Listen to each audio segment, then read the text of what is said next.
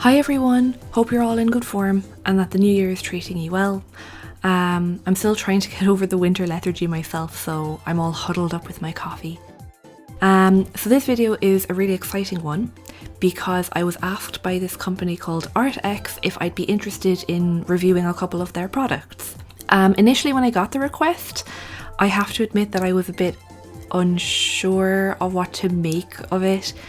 To be totally honest, I hadn't heard of this company before, and since I'm still quite a small channel, I didn't really get why I'd be asked to do this. It made me think of all of those messages going around on Instagram at the moment where a phenomenal number of people's sons apparently want portraits of their dogs, but yeah, I looked them up and they're totally good. The representative I was talking on and off with was super patient and really lovely, and they sent me tons of links to look at, so I got to look at other people's reviews, and after all of that I was happy to agree. I do just want to make sure that I mention that I'm not getting any sort of payment for this, but that I obviously didn't buy these myself, and that everything I say is completely my own opinion. So I was sent two items. There was the 36 acrylic marker set, and there was also an A5 hardcover sketchbook. So I want to go through the cons first, just because I prefer to end on a positive note, and I'll start with the sketchbook since I have the fewest notes on that anyway. The only negative I have of it is that the binding wasn't really strong enough to keep the pages together, and after a couple of turns some of the pages started to detach at the corners, and they absolutely would have completely popped off if I flipped them anymore. It doesn't really bother me in this particular instance, since I did want to take them out to put into my current sketchbook anyway, but under normal circumstances I would find that pretty annoying. Otherwise, it's a really beautiful pad. The style of binding actually lets it sit really flat, it's still really great. I think it was 180 GSM, and the paper is quite smooth, but with the tiniest bit of texture that gave a really gorgeous finish once I used the markers on it. And A5 is also just my go-to preferred sketchbook size as well.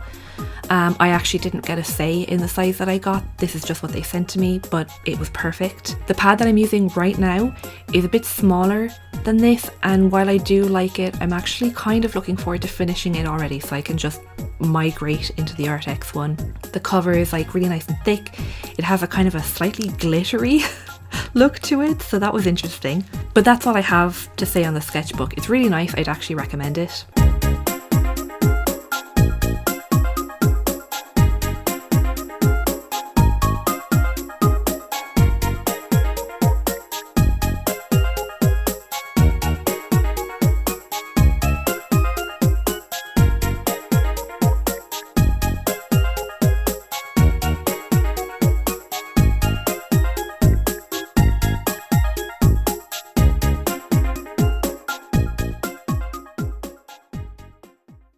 So now on to the markers, which are the main event.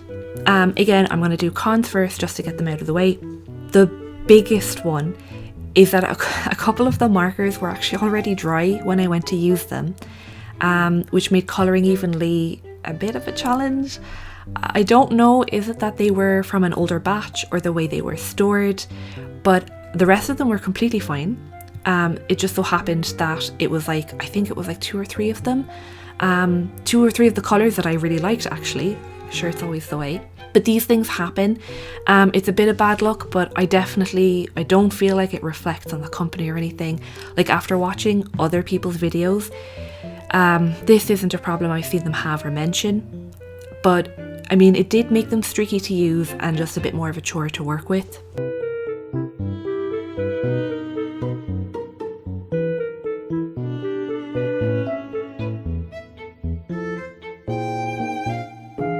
The marker barrels are also quite small, presumably so that obviously they can include more colours in the box. So they don't hold a huge amount of paint. You'll run out fairly fast if you use any particular colour a lot. And then as far as I can tell, they're non-refillable.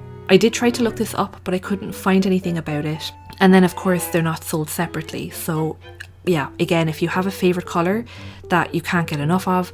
Once it runs out, your only option is to buy the whole pack again. I understand that it's probably that it's more cost effective to sell it in packs, but it just seems to be a pretty common issue with a lot of marker brands, which is a shame because obviously it would reduce a lot of waste.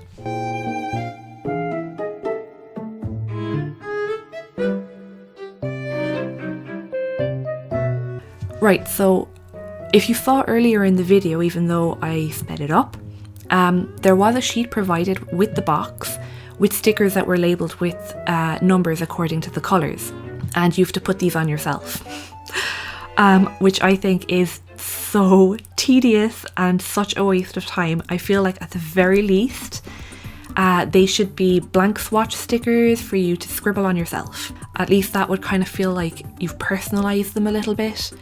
Or it should just come already labelled. As it is now, it just kind of feels like they threw them in and were like, oh, they can just do it themselves. So yeah. But that's it in terms of the negatives. I realised that the last one was just a personal nitpick, but I just thought it was so pointless. So now onto the good things, which there are more of, thankfully. So there are 36 colours in the acrylic marker set, which I think is a brilliant range. I think pretty much all bases are covered. Obviously, if you're looking for a super specific colour, you most likely won't find it. That was the case with me. But whatever, I have to say that I was really impressed with the variety. They're really vibrant and they coat very evenly, at least the working ones did. They're also apparently non-toxic, so they'd be perfect if young kids were interested in trying out paint markers without really breaking the bank. I went to see how much the set typically costs, which I think is about €30, which I personally think is a good price for the number and the colour range you'd be getting. It is a bit of a chunk to spend if you're going to end up with a couple of dry ones. Sorry, okay, I won't harp on that anymore, but it was a pretty glaring problem in my mind when I was using them. On that note though, one of the unique qualities of these markers is the fact that they're actually already started. There's no activation method, there's no shaking, there's no pressing anything, they're just good to go straight out of the box, which was completely new for me. I didn't even realise that that was a thing at all or even possible, so I did find that really convenient.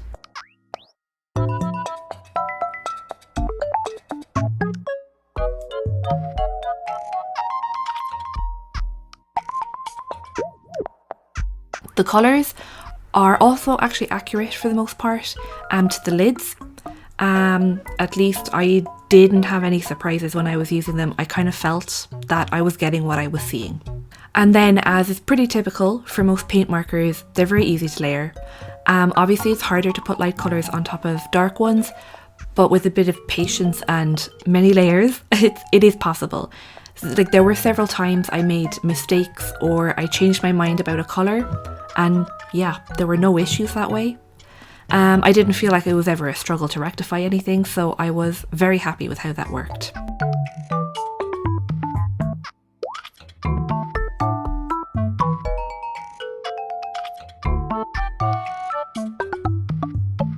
The nib itself, obviously, as you can see, is a brush tip. The main body of the nib is quite firm, and then the very tip is flexible. And I think this was the part that impressed me the most of the whole tryout. Honestly, when I was swatching them, I didn't expect to be able to get any sort of detail work from those markers. I could kind of see them getting quickly blunted or frayed or whatever, and then just the paint coming out kind of blobby, or only being useful for colouring larger areas. But I have to say I was able to get into all sorts of nooks and crannies with these. Obviously you can't get super extra fine liner tiny, but I was definitely able to get some really lovely thin lines and details in, like the eyelashes or her lips or the ends of the hair. So yeah, that was a really big plus in my book. I was really happy with how smoothly they applied, and the whole process of using these markers for me was actually really satisfying.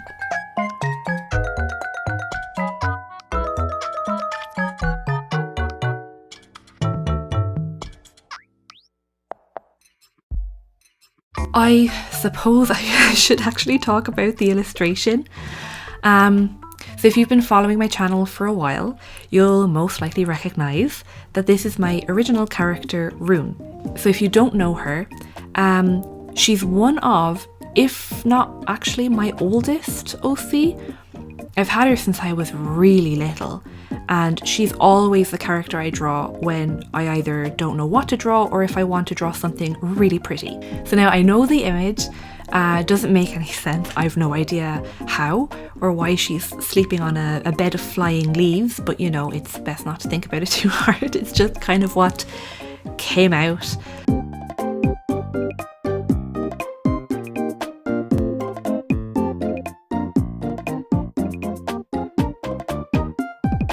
She's definitely a character that I tend to use a lot of bright colours with, so I thought it would actually be really nice and appropriate to create an illustration where I could properly showcase as many of the really vibrant colours as I could. And I'm really happy with the outcome. This was so fun to draw and to colour, and it's actually my new favourite piece that I've done in a while. But yeah, if you haven't seen much of her before, then you will see her a lot. And if you have seen much of her, then you'll see her a lot more.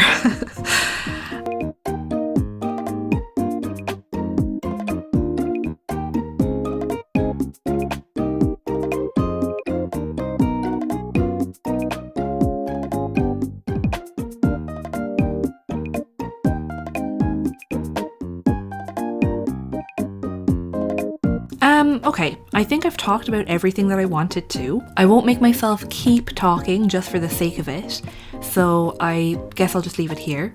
I want to just say a thank you to Arrtx for sending me these items. My overall impression of them is very positive, and I'm feeling really invigorated to actually keep using them. And to you, viewer, thank you so much for watching. I really hope that the whole process was interesting and that you enjoy the end result as much as I do. And so I'll leave it there, and I will talk to you soon. Bye!